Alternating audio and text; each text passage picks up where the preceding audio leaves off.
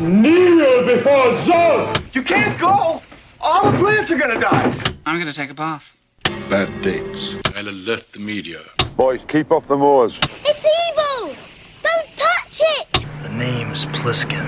No wire hanger!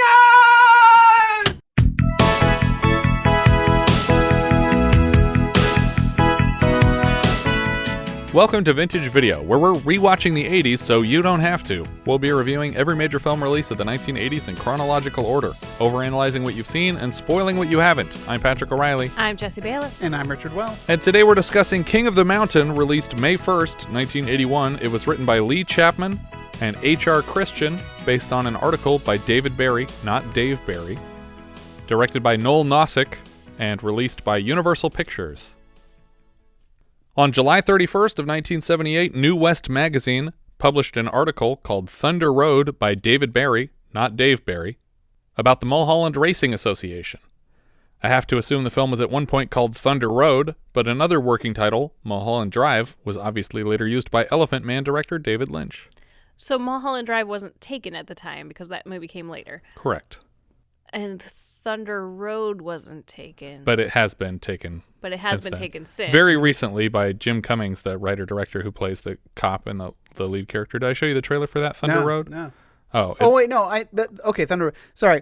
My brain has been locked for some reason. The moment you said Thunder Road, my brain went to Bruce Springsteen. Oh, okay. And I'm trying to think of like... Thunder It Rolls? went to music? Yeah, it went to Good Bruce. job, Richard. It went to Bruce Springsteen because of the movie Explorers when they named their ship the Thunder Road. Oh, okay. And Jason Preston is like, you know, because it's from a Bruce Springsteen song. Yeah. I love that the only reason you know a musical reference is because somebody mentioned it in a movie that you like. He's never heard it. But I thought I was going to throw you off by saying Jim Cummings, and you were going to be like, wait a minute, Jim Cummings is a voice actor. It's Yeah. No, he's also a writer-director. Very talented one. He's very active on Twitter. He has funny stuff, too. So he directed... I don't know if I've seen the trailer for it. For Thunder Road? Yeah. I'm pretty sure I showed it to you. What was it about? He's like a patrol officer or a cop or something. I think he's a cop, and either he does something wrong or something terrible happens to someone in his family, and he has kind of a meltdown at a funeral. Yes. Okay. I do remember that. I think it was based on a short, too. Yeah. Yeah. But he paid for the whole thing himself, like found the investors and everything, and did everything himself, and a real self-made feature film situation. But that's not the voice actor. Correct. Right. No. Different. Younger guy. Much different younger. Jim Cummings. Yeah. Okay, got it. This film was initially set to star Brad Davis, who played Leonardo da Vinci Rossi in A Small Circle of Friends last year, and John's brother, Joey Travolta, but neither appear in the film. Davis was fired due to drug problems and replaced with Harry Hamlin. Pre-production seems to have been a bit of a mess. Richard Compton was the first director attached, and two more were attached and removed on the way to the credited director, Noel Nosseck. Compton was also the third screenwriter brought on to fix the script. The sixth and seventh screenwriters were Leigh Chapman and Larry Gross. Larry Gross, who in '82 would find success co-writing 48 Hours for Walter Hill. In the end, Chapman shares her screenwriting credit with a previous screenwriter, H.R. Christian. Money was raised from foreign markets by signing Dennis Hopper to the cast. Director Nosseck said he was very difficult to work with and never had any of his lines down. And I think that shows in the final product. Yeah. Yeah. Everything was shot on location in the Mulholland, Coldwater, and Hollywood areas. We start with overhead shots of curvy canyon roads in the greater Los Angeles area, and specifically Mulholland Drive. We push in on a Porsche Speedster as we hear narration from its driver, Steve, as played by Harry Hamlin. Which is odd. I don't like voiceover narration unless it's part of the narrative of the film. Yeah. And this is not. Yeah, it's just him telling us the story as if he just wrote this book. Mm-hmm. This opening would be just as effective without him saying anything, just showing the footage of the car driving. I'm going to disagree with you. I think it'd be more effective. 23 miles of Mulholland, slicing Los Angeles like a knife. It's like a trip in time. Sometimes I just can't wait for night. You see too much in the sunshine. The road's changing. Civilization's choking it. At night, the straightaways are shorter, turns sharper. The drop steeper. It's the only place I ever felt safe.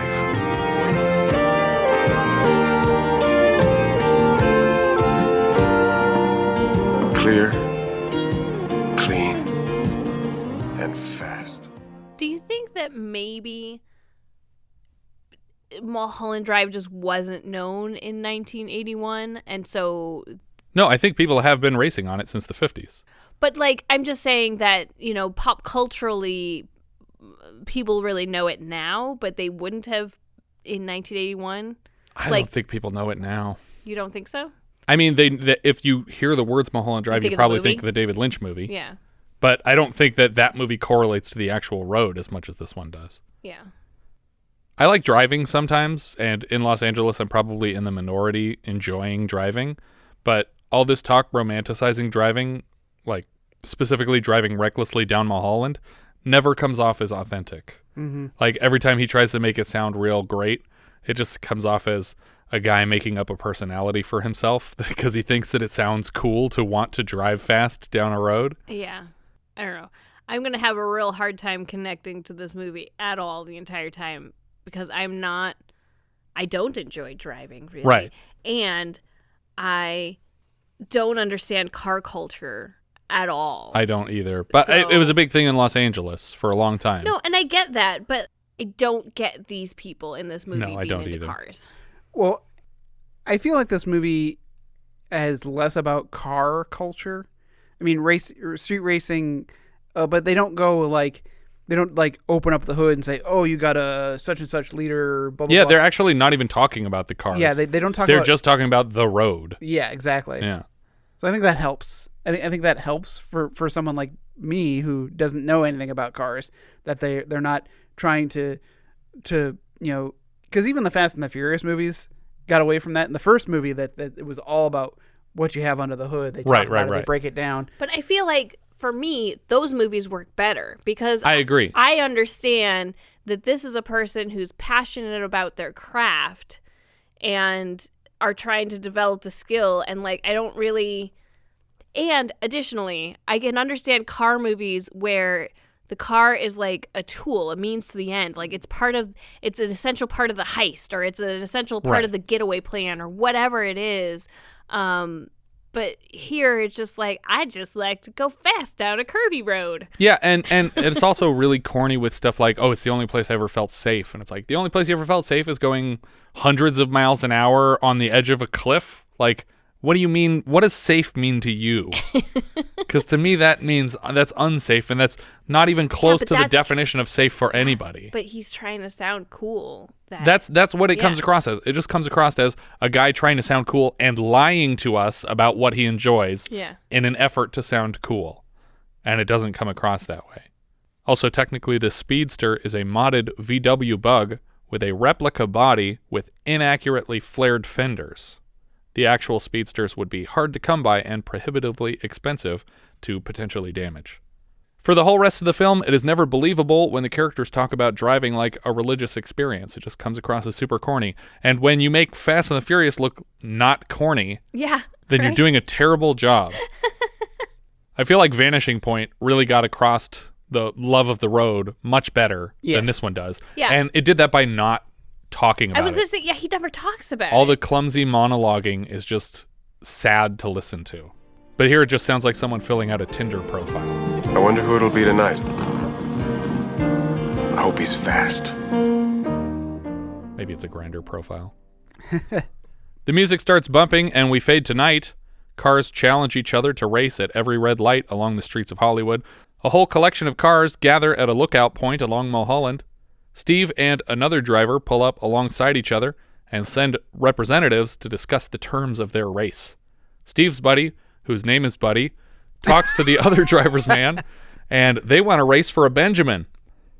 But they call it $100 because they're losers.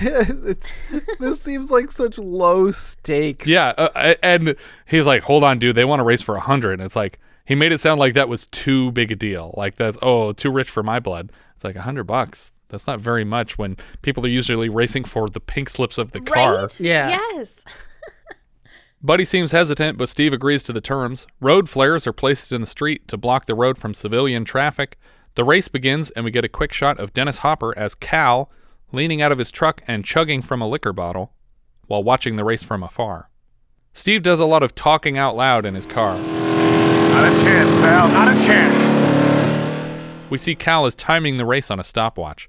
A pair of cops find the road flares and decide the smartest way to break up this race is to blast up the road toward the racers and kill them with a head-on collision. Like the police car literally drives up at the race as they're coming down. When the audience watching the race hears the sirens, they all scatter, and suddenly the two cars racing are in a helicopter spotlight. I like one of the young women who was in the crowd goes, "My dad's going to kill me." And I was like, what? It's not, they're not going to arrest all of you. You can't get arrested for spectating. Right. Can you?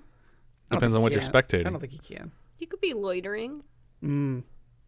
Both racing cars pull over, and Steve is read a list of the laws that he's broken by chopper cops speaking through a megaphone. Later, we see Buddy stopped by a police roadblock, and he lies that he wasn't watching the race, just passing through. You're full of shit. Yes, sir. Move it out. You got it. Steve is cuffed and tucked into a squad car, and we cut to Roger's home, where he's preparing for a night out. He takes a few pills on his way out the door, and suddenly he hears Buddy's car rumble up to the house. Buddy starts to explain what happened on the mountain, and Roger cuts him off when he extrapolates the punchline. Helicopter arrives in the scene, popped Steve, puts the beam down on everyone. You two are a couple of assholes. Well, I can only speak for I really- myself. I can't believe you guys still get anything out of running that mountain. I can't believe it. I am 100% on Roger's side of this argument. Yeah. Except for the fact that he used to do it himself. Yeah, and he stopped doing it because he decided it was stupid. Is that why he stopped? Well, he wrecked a car. Yeah. We'll talk about that. Buddy puts out a hand looking for $200 bail money, and Roger flips out. He's booked them time at a studio 15 minutes from now, and they still need to find another musician. You go now. Who are we going to use for a keyboard player?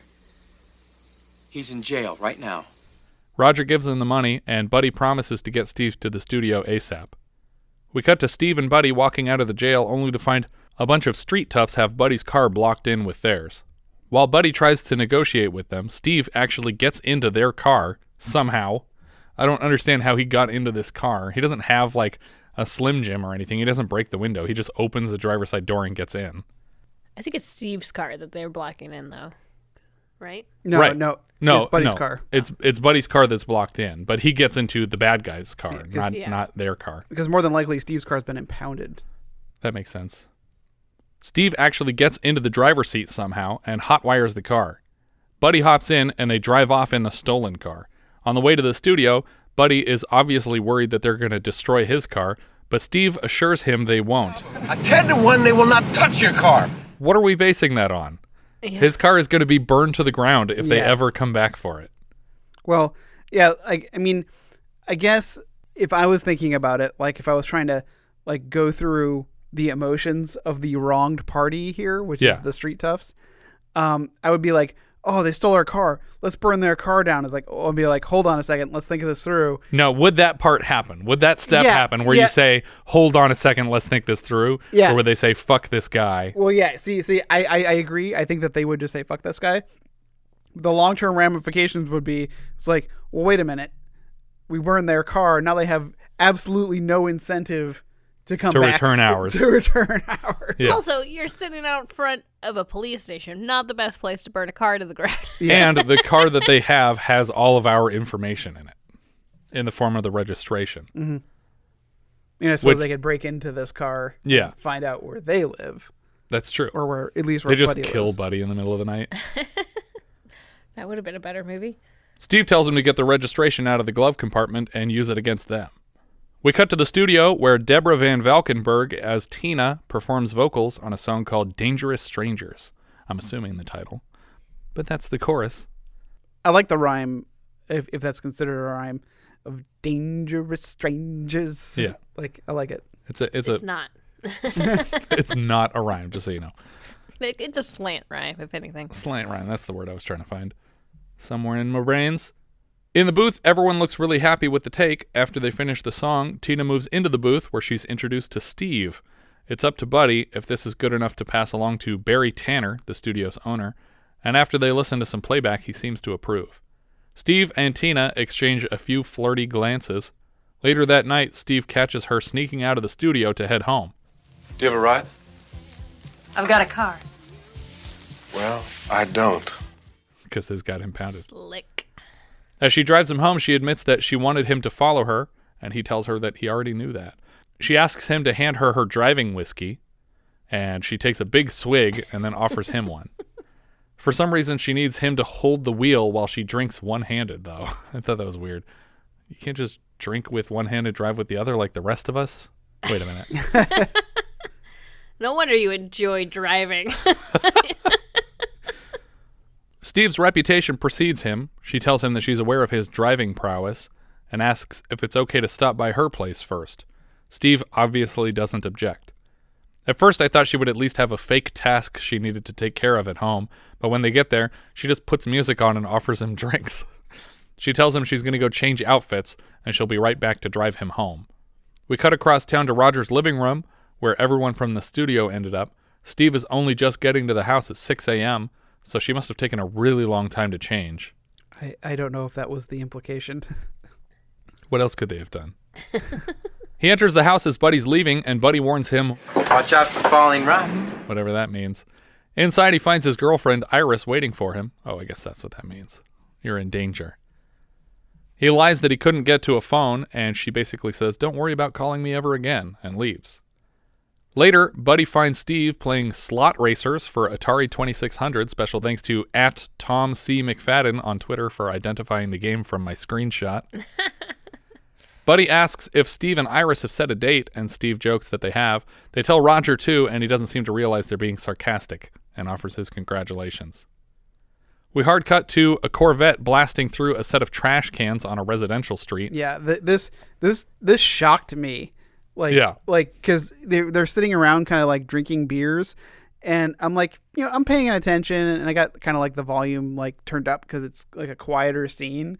But then when it cuts to just it's like, ah. And then after that, it skids around a corner, barely missing some terrified joggers.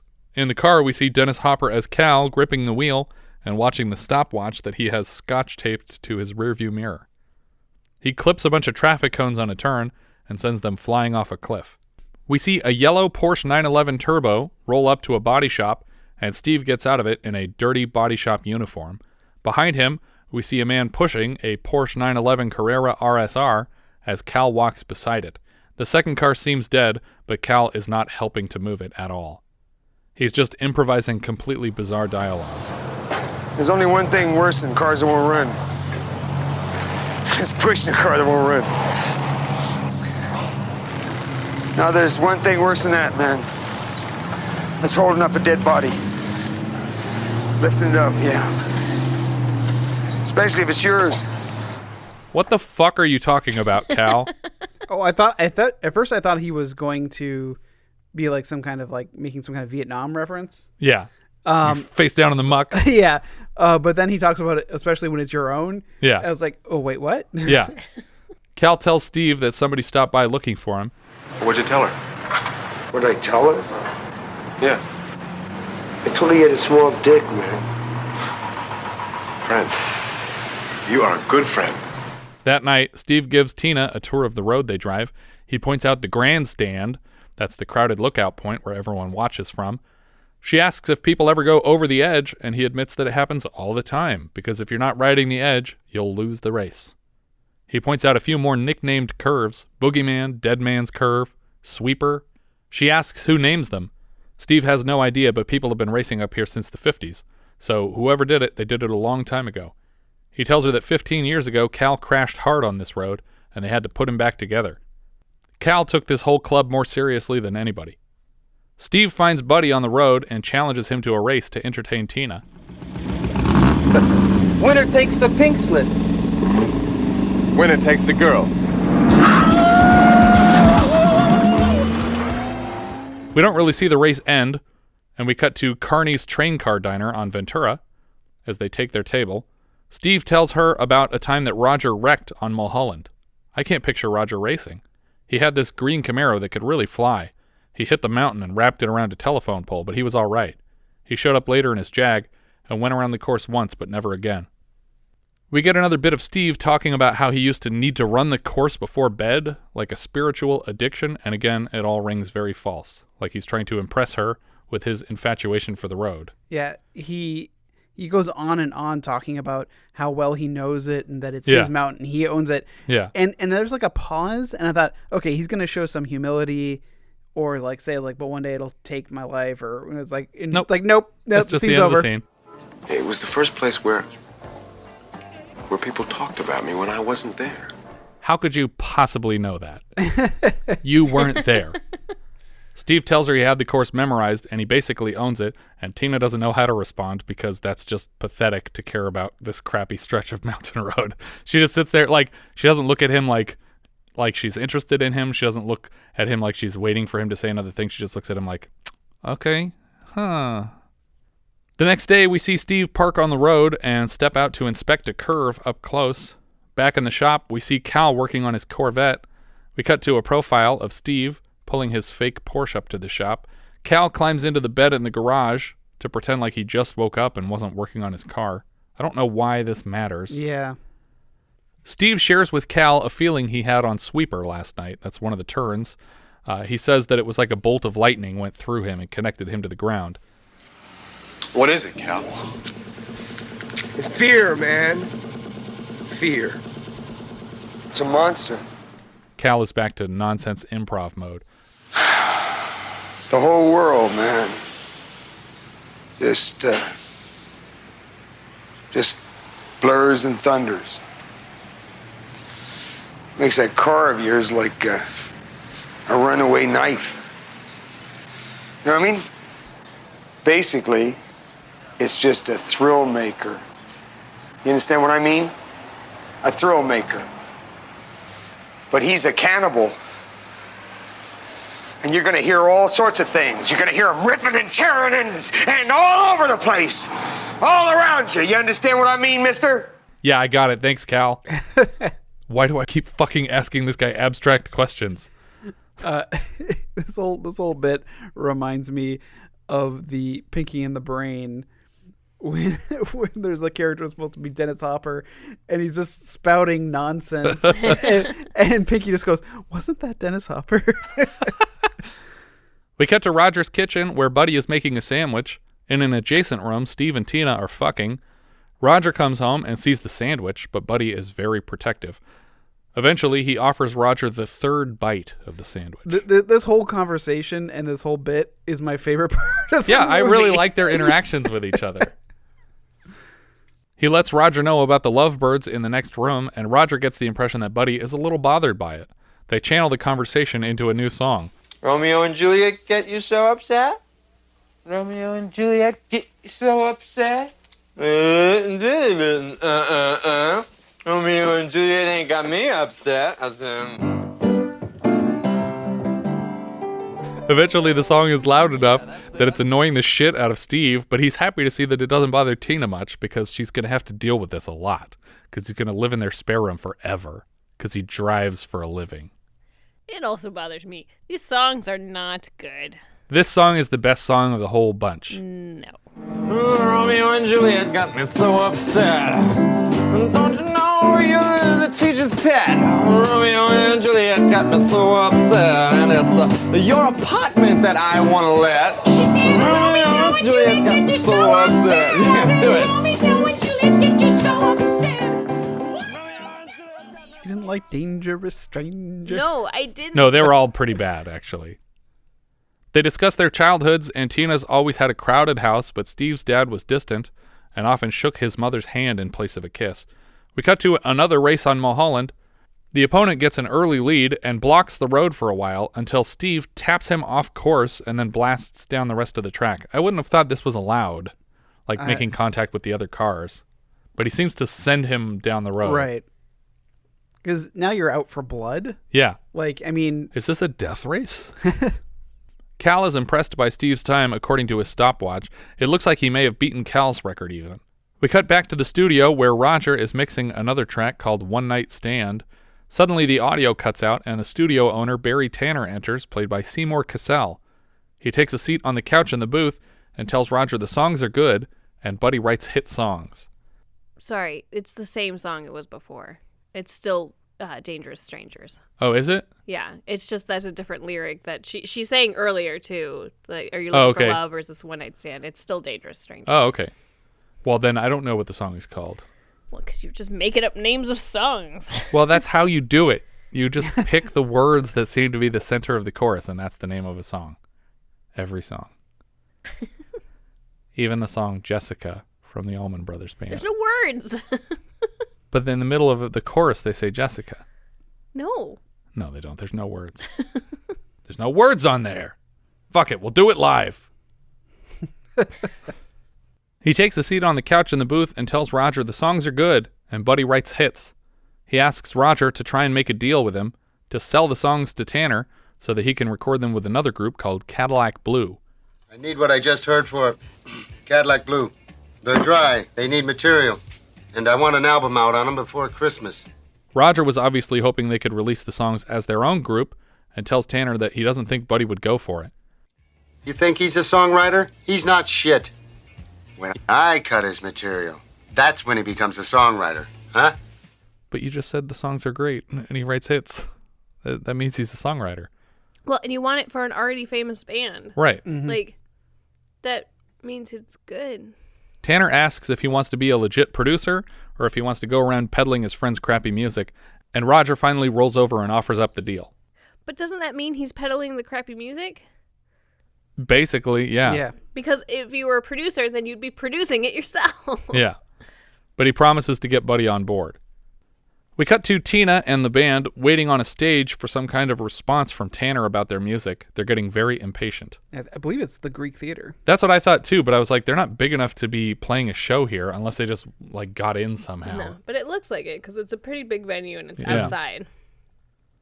Buddy starts shouting a message to Roger that he hopes will reach him supernaturally. Roger!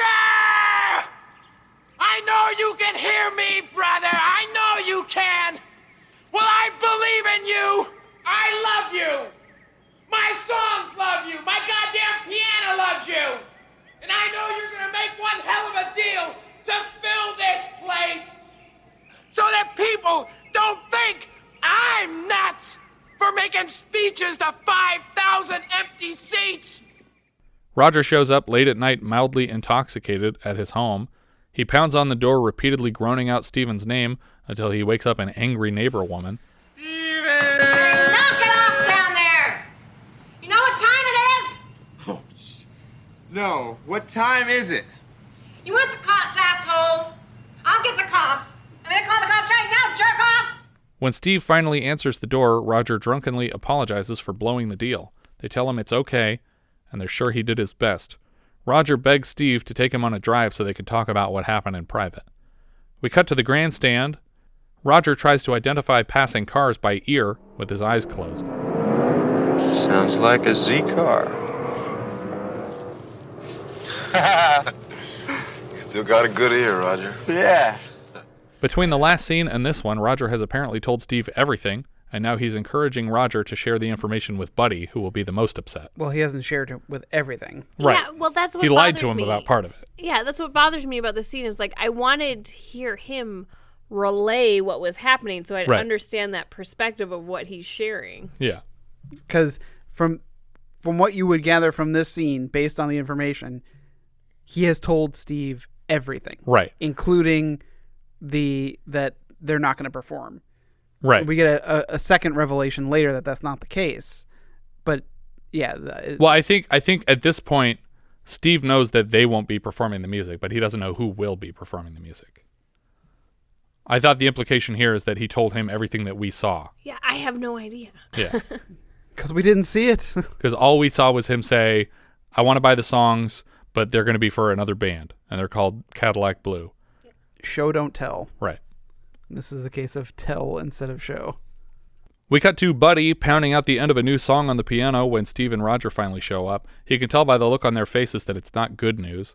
He tells Buddy that Tanner likes the songs and he wants to establish Buddy as a songwriter with a publishing deal, intending for his music to be performed by another group. Buddy is obviously not excited to hear that they won't be playing their own music. You have to level with him, Roger. Tanner's buying your songs as a favor to Roger. So this is a lie Mhm. that Roger made up to make Buddy feel better about the fact that he made this lesser deal. Yeah, but because he's he's making like, his friend- oh, well, otherwise he wouldn't have taken the songs at all, so I owe Roger everything now. Right, but he's making his friend feel shittier about his skills. Right.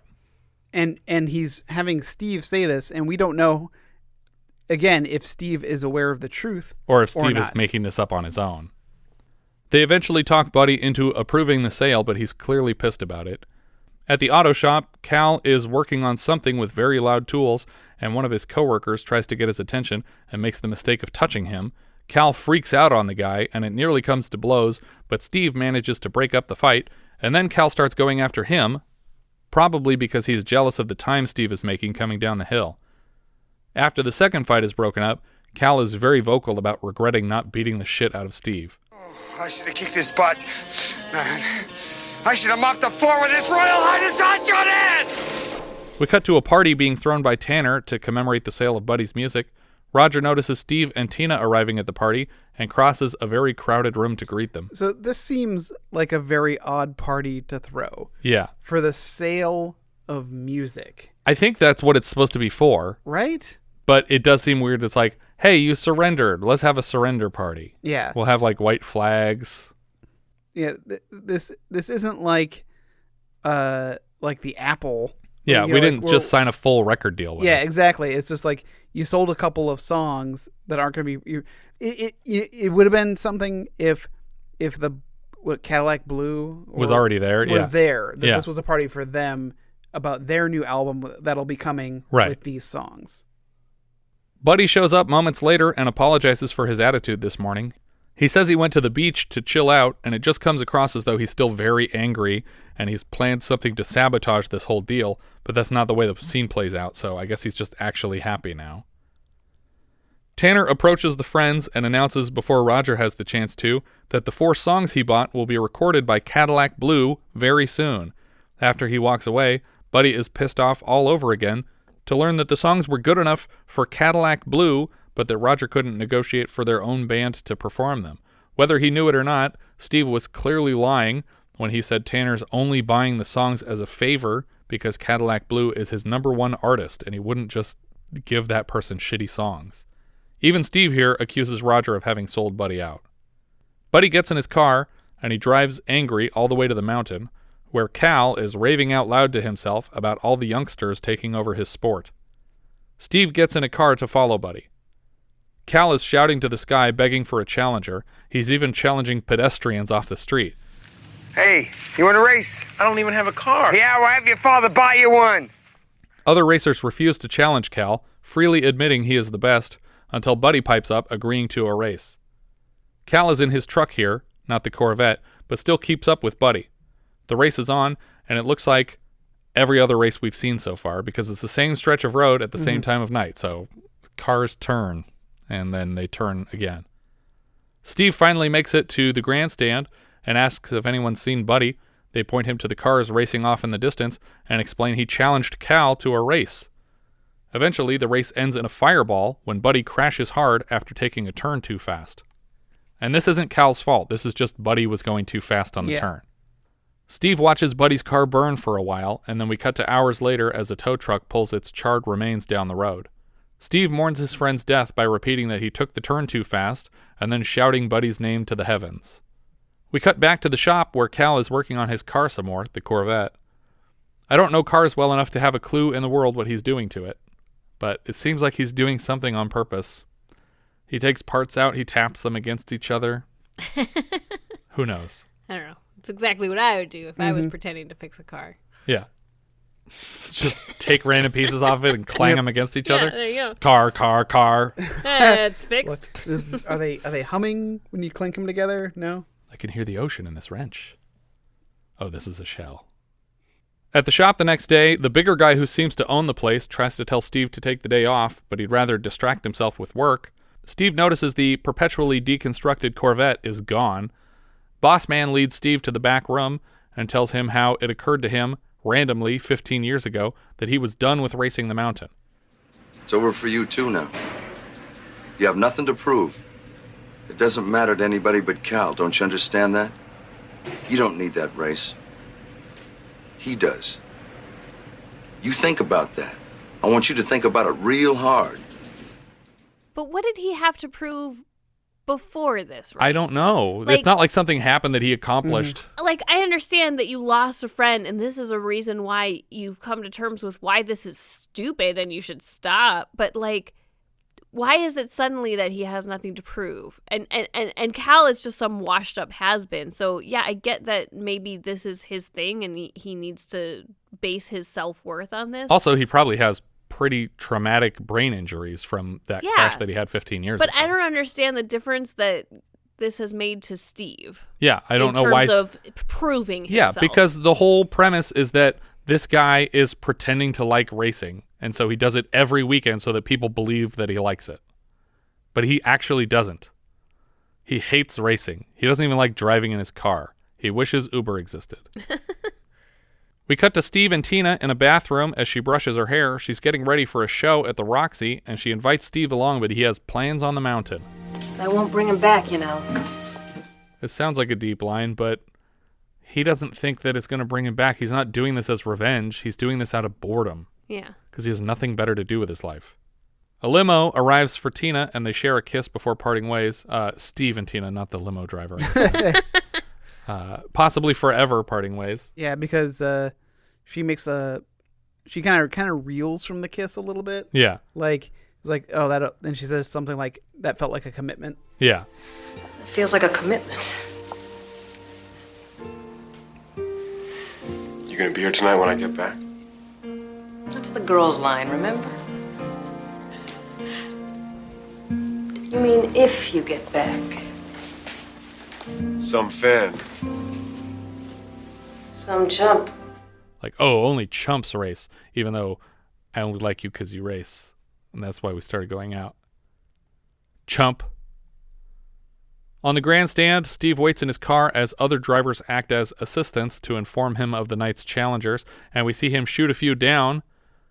And after several hours, everybody leaves. Steve is up all night alone with his car on the grandstand. In the pre-dawn light, the scrappy Corvette rumbles out of the bushes, and when Steve sees Cal behind the wheel, still drinking out of a liquor bottle, he follows the vet to the starting line. They roll over a hill together, out of frame, and then come racing back into frame at top speed. Cal is so exhilarated by Steve's performance that he shouts encouraging words from his own car. He's like, "Oh, you're doing great. Yeah, keep going." Cal spins out on a turn and tries to make up the time. When Steve gets to the turn that killed Buddy, he finally realizes what a stupid hobby this is and decides to slow down and let Cal overtake him. As luck would have it, road construction has begun around the next turn, and swerving around it, Cal launches his vet off a cliff and it explodes on the rocks below. Or I guess technically it explodes in midair on the way down before it touches anything. So it probably would have just blown up on the road either way. Yeah, so this was one of two like fiery wrecks that have occurred on Mulholland, and knowing how dry in California, like hillsides, is like, oh man, I hope they had lots of fire crews there because that can easily get out of hand really quick. It did look like this was not like summer situation. It was definitely very foggy. I guess this was November-ish. Steve parks his car and runs to the edge of the road where he finds Cal's stopwatch on the ground, either propelled back up the cliff by the force of the explosion or thrown out by Cal at the last second as a memento of their final race. He inspects the watch and we freeze frame for credits. For this last race sequence, Hopper insisted on driving the Corvette for some of the scene himself, so they set up a car with 3 compact Ariflex cameras, and Hopper showed up to set drunk, carrying a 6-pack, and the crew wouldn't let him into the car until the director said, "Fine, drive like that." Hopper disappeared with the car for an hour, despite the cameras only being loaded with 6 minutes of film, and when he came back, the 6-pack was empty. Jesus. King of the Mountain, that's King of the Mountain, guys. Oof. I'm glad we got that whole Roger Buddy song plot resolved. Which one's Roger again? And which one's Buddy? And which one's I don't Steve? know. Why would you name one of your characters Buddy if they're all so fucking similar? But also, his name wasn't Buddy, it was Harry. Which we hear in one scene. But he wasn't played by Harry Hamlin. Right. It's like when we had a Jane that was not Jane Curtin in beat the high cost of living last year. But yeah, this movie is about three guys who I don't identify with that are all kind of interchangeable. Literally any of them could have done anything in any scene. Yeah. This movie needed to drop the songwriting plot. Or the car thing. Yeah, I was like, is this a movie about cars or is this a movie about their musical career? I don't know. Right. And also, I feel like at the end of the movie, we're supposed to feel terrible for Buddy that he's going to be a rich songwriter who just signed a deal with a major studio. And it's like, oh, I'm sorry, little privileged white boy, that your album you're going to make millions of dollars from this famous band performing your songs instead of you performing them. You're going to make slightly less money than you would have. And you obviously are establishing a career that you can turn into an album for yourself in the future. Exactly. Like, this is where you start. You start by writing songs for other people, and then you get money together to produce your own songs. If I wrote a song and someone told me that they were going to give it to a singer I'd heard of, I would be ecstatic. Even if it was my least favorite singer, I would be like, I've heard of that person. I will make money from that. Yeah. Wonderful. If they told me Rebecca Black was going to be performing this song tomorrow, I'd be like, great. I think the person who's hurt the most by this movie is Tina. Yeah, because she doesn't get anything out of the deal. Well, but no, I mean, he did say that he liked her a lot, so I figured that he was also giving her some sort of deal. Or at least keeping her in mind for something, but she's not a part of Cadillac Blue. I guess that's true. And she's driving off to some random exhibition show at the Roxy at the end. Yeah, they don't explicitly say she got a deal, but she is in a limo. But I also, because I haven't heard the conversation of what, I don't know what any of their names are. Buddy, Jimmy, Steve, Link, Terrence. You're making it worse. Not Buddy, Roger. not Steve. Roger, thank you. I didn't hear what Roger told to Steve, so I don't know if Tina actually got anything out of this deal. Yeah, and I don't know if Steve is mad at Roger at the end because he says, oh, you really sold him out, man. And then he died that night. And that's the last time we saw Roger. Yeah. So and Tanner takes Tina aside and has conversations with her, and Steve gets mad about that. Yeah. and taking leaves. her around is like, no. You wanted her to have a thing because you sold out your friend, so the only way that she's also going to get something is if he's like, yes, come and be a rock star. Mm-hmm. Is Roger supposed to be a bad friend? I don't know.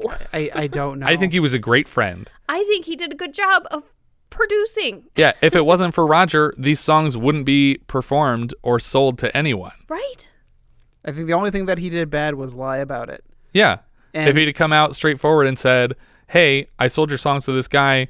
I think it's the best for course this of other action. band. Yeah, I thought it was the best move, and I had zero leverage to say, no, you can't have these songs, because he doesn't fucking care. Right, if he but says... also he tried. He's Yeah. like, look, I tried to sell him us as a thing. That I told him you wouldn't be thrilled about this, but it was really our only option. So I got you a bunch of money, and your name is going to be known as a songwriter. So let's move on. But for Buddy to pretend, oh, well, if it was good enough for Cadillac Blue, then he could definitely have made the same amount of money with a no-name asshole performing the song. It's like, no, wrong. That's not how money works. But I feel like the whole point of this movie was supposed to be something about car racing, but all we care about is this record deal. Yeah. I think, weirdly, the moral of the story is that racing is a dumb hobby, and people die doing it occasionally, and it's not even that fun. And these people do it anyway for the whole movie, and then at the end, the main character finally realizes that the whole plot was stupid. That everything he cared about didn't matter at all. Which we knew at the beginning, so we're just annoyed the whole time. And I feel like Steve's gonna be in court because he has been involved directly in 2 deaths on the same stretch of road. Well, I mean, I guess he was there very shortly after Buddy died. He was present at both situations and racing in both, like racing to catch up to Buddy. Yeah. But also now directly racing Cal, and there are witnesses now. Yeah. Like, and he also was arrested racing on that road a few nights before. So, I mean, this is going to be a big problem for him. I feel. And even these aren't his first accidents, because he told Tina, oh yeah, people drive off the edge all the fucking time. Mm-hmm. Oh, you know how many people I've killed on this road? Hundreds of dead. I give it a thumbs down. I give it a thumbs down too. There's no reason to watch it. I mean, the transfer is great, and I actually like the directing in terms of some of the camera work is really fun. Even like within a room, or the way that he directs the characters for their interpersonal relationships, like when Roger and Buddy are joking around in the room, or Roger and Steve were joking around before their song. Yeah, and I feel like there's an attempt to try to create some kind of, I don't want to say supernatural, but some kind of thing, like he starts noticing like at the turn that there's something wrong with the road, and it's getting into him, and that's and is that the first step towards him deciding to skip the race? Yeah, and then with Buddy's death, and then that thing in the road, he can't figure out what it is, and that's when he says, "No, I'm done with this," and that's the thing that saves his life, because he would have come around and gotten hit by that construction. I was really hoping that he kept hitting this weird bump in the road, and like he knows that bump. That's the bump on this road. But then that's why the construction crew is there to get rid of the bump. So they changed the marker for him. Well, he doesn't know where to make the turn, and he goes flying off the road. No. But like that was like the whole thing. Like that there was like a pot. I don't know. I wanted there to be something like that. The reason that the construction was there was because of what was bothering him about the turn. Yeah, like that he was feeling some inconsistency with the road, and maybe other people were too, and that's why now they're trying to fix it. Yeah. But they don't even fix potholes. They're not going to come out and be like, "Oh, it's a couple millimeters uneven. Never mind. Bye." Yeah, well, because again, as I frequent Mulholland and Coldwater Canyon, extremely rich people up there complain about that kind of stuff. Oh yeah, because you hit some of these potholes, and they're really substantially deep holes. Yeah, and you do that with some low profile tires. Yeah, you are losing an axle. So like they're constantly like just doing spot paving. Yeah, they never pave the road. They just fill in potholes constantly. So it's even worse because now you're hitting all these random bumps because there's just like patched holes everywhere. Yeah. But still better than a 6-inch deep pothole. That's true. But what I was thinking the whole time, and maybe traffic was different in 81 than it is now. I'm sure it was, but I'm just like, how on earth are you going to get Mulholland to close down? Mm-hmm. And not for the whole 23-mile stretch of it? Right, yeah, that's not going to happen. And not have that be like a nightmare of a traffic jam. Yeah, because whenever I drive Mulholland, it's packed end to end, but I'm always doing it, during rush like hour. Shitty rush hour anyway. Yeah. When I used to have to like deliver DVDs to people out there, it's always a nightmare. In case it wasn't clear, it's a thumbs down for me as well. Yeah, it's a thumbs down. Letterboxd, what are we thinking? I have it in 44 out of 55. Okay. I have it below Improper Channels and above Earthbound. Okay. Richard. Wait, now worried I have it way too high. Yeah, I think that's okay. You can keep it there. You know what? I'm gonna keep it. It's pretty high. I have it at 28. You loved this movie, Richard. I know, Jeez. right? I mean, it's just get a room. Well, because I don't feel it was badly made. No, it wasn't badly made. The story was a little all over the place, and it's based on an article, probably a short article. They had to add a lot to it to make it. Do you remember the last terrible movie we watched based on a bad article? On an article. Not a bad article, but an article. The last one based on an article. No, I don't remember. I'm guessing it's Hard Country, but it might have been another one in between. But here's what it's between. It's just below Blood Beach, but above Charlie Chan and The Curse of the Dragon Queen. Okay. I mean, I don't necessarily disagree with those, but I think that you may have it too high. I agree. I think I may have it too high, but time will tell, I guess. I put it in 42nd out of 55, which is just under Ruckus and just above Firecracker for me. Okay. I find that acceptable. I think another thing is coming off the heels of Just a Gigolo, and this was the next movie I watched. You were like, oh, wonderful. And I was like, oh, God. This This it's so much better. Like, again, we complain so much about the plot, like what's the plot about, but at least it had more of a plot. Yeah. And it was also, it was more, and it was so little plot that it was like, I can follow all of this very easily. Yeah. I don't even have to look at the screen the whole time. I don't know. I feel like I was equally annoyed between the two movies for different reasons. I'm like, they're going in like the same spot. Our director here was Noel Nosseck. He also directed Best Friends, Las Vegas Lady, and Youngblood. Our writer was Leigh Chapman, who also wrote Dirty Mary, Crazy Larry. We reviewed her work last year with the screenplay for The Octagon. Later this season, she also writes All the Marbles. The other writer, H.R. Christian, also wrote the screenplays for 73's Black Mama, White Mama and 74's Act of Vengeance. The music here was from Michael Melvoin. He has piano and keyboard credits on the soundtracks for Bullet, The Traveling Executioner, Clute, The Hot Rock, The Parallax View, and The Right Stuff. Cinematographer Donald Peterman also DPs Rich and Famous later this season, as well as Flashdance, Splash, the crossover Splash Dance that I just made up, Cocoon, Gung Ho, Star Trek IV: The Voyage Home, Planes, Trains, and Automobiles, Point Break, Addams Family Values, Get Shorty, Men in Black, Mighty Joe Young, and How the Grinch Stole Christmas.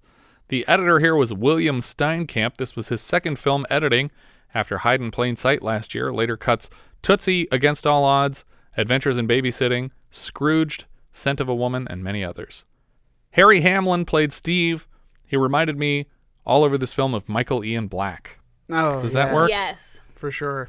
I, on the other hand, was getting, and now I'm trying to remember which one's which, because, again, I cannot keep track of which dude is which in this movie. He also reminds me a lot of Jason Patrick. Okay, sure, yeah. I was getting Paul Walker vibes. Oh, okay. Not just because of the car? No, I think it was like a little bit of the chin and the eyes. Like, yeah, it was just giving and the length of the 5 o'clock shadow. Yeah. He played Joey Popchick in Movie. He's back later this year as Perseus in Clash of the Titans. He's probably best known as Michael Cusack from 104 episodes of L.A. Law, but he was also Aaron Eccles in 12 episodes of Veronica Mars, Ned Lishman on Shameless, and Jim Cutler on Mad Men. Joseph Bottoms played Buddy. He's the brother of Sam, Ben, and Timothy Bottoms. He played Lieutenant Pizer in Black Hole in 1979. He was just Tom Loomis in our Cloud Dancer minisode. Deborah Van Valkenburgh played Tina. She was Mercy in The Warriors. She was Reva in Streets of Fire, and Sandra Masters in MacGyver episode Rush to Judgment. Yeah. And she did all her own singing. I guess she's a singer as well. I'm not familiar with her as an artist, as I am many artists. Yeah. But I'm always impressed when people do their own singing. So she was also on a TV series called Too Close for Comfort with Ted Knight. Richard Cox played Roger. He was Stuart Richards in Cruising last year. He was Lenny's dad, Max Fraser, in 13 episodes of Ghost Rider. Dennis Hopper played Cal. He has experience in movies about teenagers driving off cliffs that dates back to 1955's Rebel Without a Cause. He's probably best known for his turns in Easy Rider, True Grit, his own The Last Movie, Apocalypse Now. Moving forward, I'm excited for Texas Chainsaw Massacre 2, Blue Velvet, True Romance, but my favorite will always be King Koopa from 1993's Super Mario Brothers. Yeah. Of course, he's also the villain of Speed, Waterworld, and Crash, if Crash had a bad guy besides Paul Haggis. He also followed Crash to the TV series version that was, I think, the first original series for the Stars channel. I don't think that lasted very long, but Dan Haggerty played Rick. His first credit was Biff in Muscle Beach Party, which was part of the Frankie Avalon Beach Party series, but he's probably best known as Grizzly Adams from the 74 feature, the late 70s series, and the early 80s TV movie. Grizzly Adams did have a beard. Seymour Cassel played Barry Tanner. He was the dad in Rushmore. He's Sam Catchem in Dick Tracy. He's Esteban in The Life Aquatic. And on this show, we've seen him so far in The Mountain Men and The Jazz Singer. Ashley Cox played Elaine. She was model number 1 in The Nude Bomb last year. She's back as Candy in Looker later this season, and she may or may not be related to Richard Cox, who played Roger in some way. But they're probably not. Lillian Müller played Jamie Winter. That was a celebrity who was at the party for selling the songs. She played Beauty on Parade in The Nude Bomb last year. Cassandra Peterson played the angry neighbor. Yeah. She was Biker Mama in Pee-wee and Elvira in the Elvira movie. She and Pee-wee were both in Cheech and Chong's next movie last year. She was also a party guest in Coast to Coast last year, but I don't remember a party guest scene. I guess at the very end when they crash the truck into the house? There's a party going on? That's right. Buddy Joe Hooker played Fast Joe Otis. He's a very famous stunt coordinator, not to be confused with Any Which Way You Can director Buddy Van Horn, who is also a famous stunt coordinator. So far on our show, Buddy Joe Hooker has worked on Defiance, Carney, Herbie Goes Bananas, and The Hand. He played one of Christopher Lee's bikers in Serial. He was a chef in Herbie Goes Bananas, and he was a bar fighter in Buddy Van Horn's Any Which Way You Can. He has hundreds of stunt credits and a bunch of acting credits, so he's all over the place. Kurt Ayers played Fatburger. He was Art in Zapped and Jim in Mortuary. We saw him last year as Armpit in Midnight Madness and Duffo Weiss in Gorp. William Forsythe played Big Tom. He's Flat Top in Dick Tracy. And he's Evel, one of High's old cellmates from Raising Arizona with John Goodman.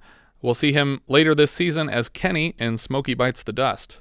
Joey Kamen played Suds. He was a pledge in Hollywood Nights last year. He's the voice of Freddy in American Pop earlier this season. He voiced Stegmutt on Darkwing Duck.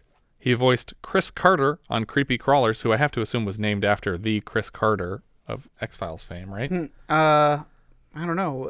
It was 94 or something like that. That show was on the air. He also did the voice of Bang, the Monstar from Space Jam, who inherited Patrick Ewing's basketball skills, and he also voices Bosco in the Sam & Max games. Jay May played rhythm guitar player. He was the boy on the motorbike in Schizoid last year. Most of his credits now are for coordinating product placement in high-profile stuff. Amy Gibson played Roger's girl. She was Soldier's girl in Airplane. I think that's the lady who's crashing into stuff as she's waving goodbye and the plane is taking off.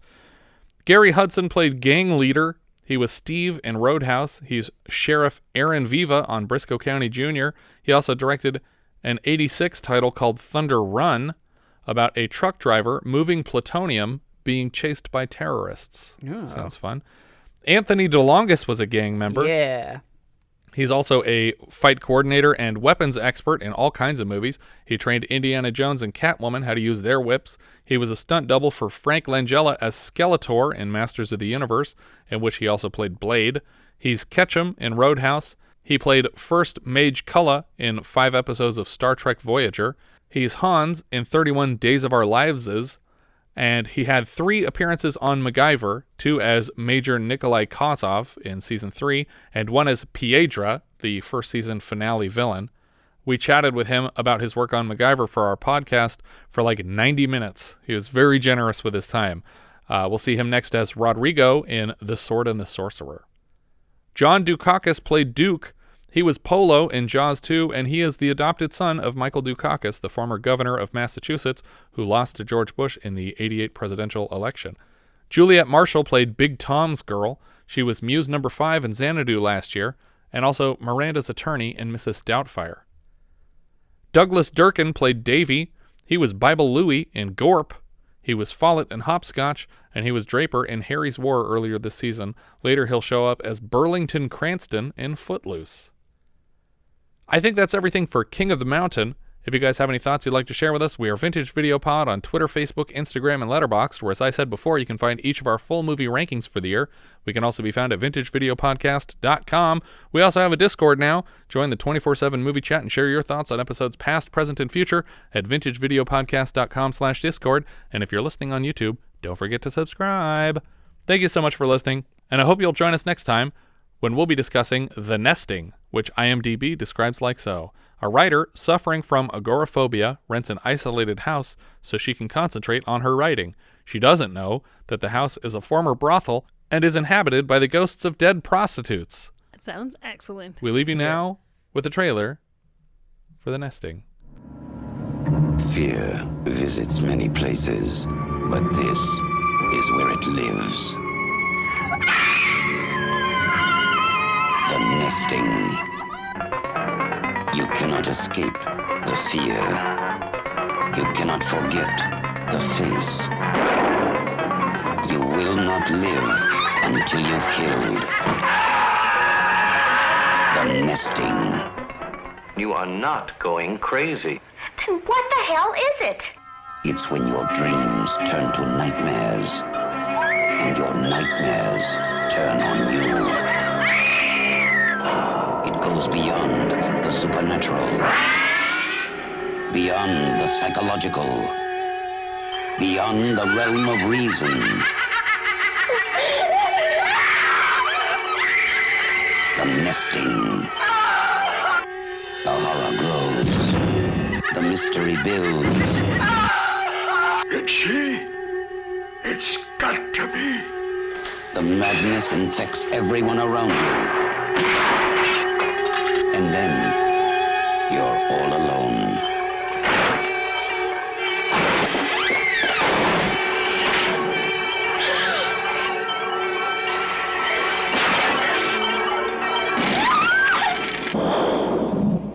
Just you and it.